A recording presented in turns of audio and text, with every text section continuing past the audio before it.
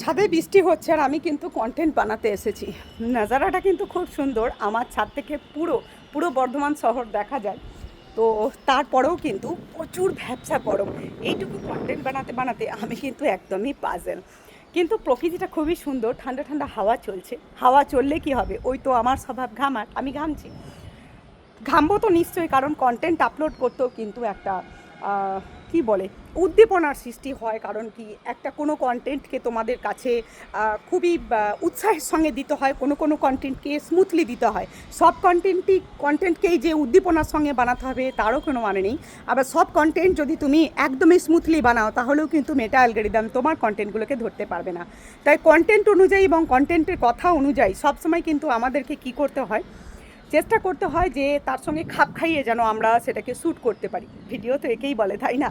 তো আমরা যখন মিউজিকে রিলস বানাই তখনও কিন্তু আমাদেরকে এক্সপ্রেশনটা সেই অনুযায়ী দিতে হয়। তো মুখে যে বলছি সেটাও কিন্তু এক্সপ্রেশনটা সেইভাবেই দিতে হবে। কোনো উদ্দীপনার যখন আমরা একটা লাইন্স নিই তোমাদের জন্য, তখন কিন্তু আমাদেরকে সেই রিলসটাকে সেইভাবে শ্যুট করতে হয় যেন তোমরা উৎসাহের সঙ্গে দেখো।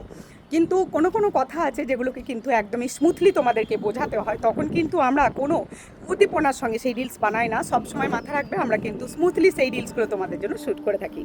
তো যাই হোক, আর দেখতেই পাচ্ছ এই যে আমার ছাদের নাজারা। আমি এসেছি এখন, ভালো লাগছে, হাওয়া তো চলছে। তোমরা আমার চুলের অবস্থা দেখে তো বুঝতেই পারছো যে কীভাবে হাওয়া চলছে।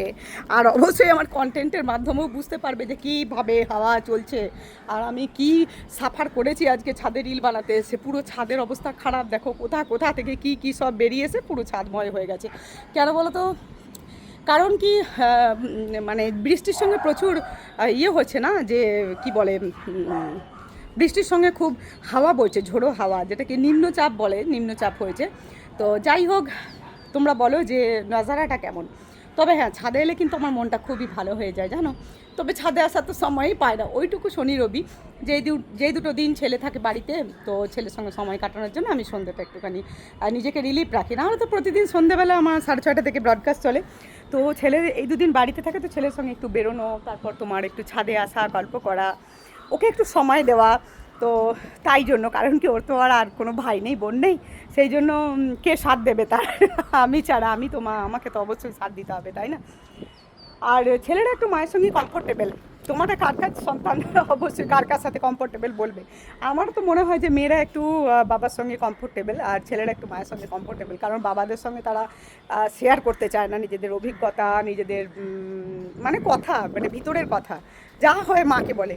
তো যাই হোক, তোমাদের জন্য বড় ভিডিওটা রইলো। কারণ কি, মেয়েটা চাইছে যে আমি এই ধরনের ভিডিও তোমাদেরকে দিই, তা আমি সেই জন্যই দিলাম। আর কি বলবো, চলো, ভালো থেকো সবাই।